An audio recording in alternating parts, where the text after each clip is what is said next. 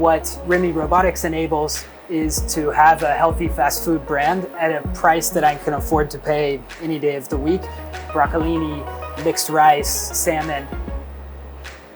Welcome to Remy Robotics and our Better Days restaurant here in Miami. I'm Ryan Ramseyer.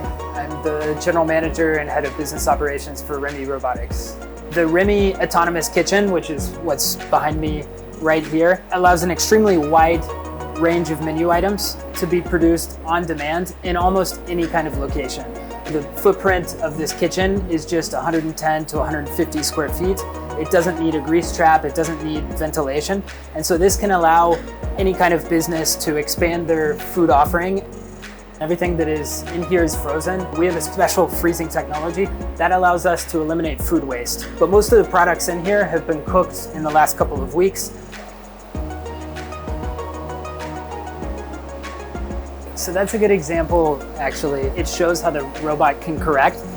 So that dish, maybe because of how the sleeve was on the packaging, was off a little bit.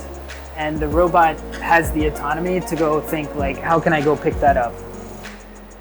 The entrepreneurial part of Remy Robotics starts with the creation of the dishes. We're actually able to partner with different chefs to come up with and create different meals and different brands that we can put into this kitchen. The robot node itself can be placed wherever you have a bit of space and a power connection and an internet connection. You can put this into your restaurant or your hotel or your convenience store, and you're able to produce those dishes that the chefs created, and you're able to add on to your sales without adding much footprint, without adding much labor to your restaurant. So we're adding both jobs through the creation of the dishes, but we're also adding more growth and more top line to existing business owners. You can have a meal for $12, so a main and two sides, which we think is a really attractive offering. We can offer it for that price because of the centralized production. The cooking is 3 times more efficient.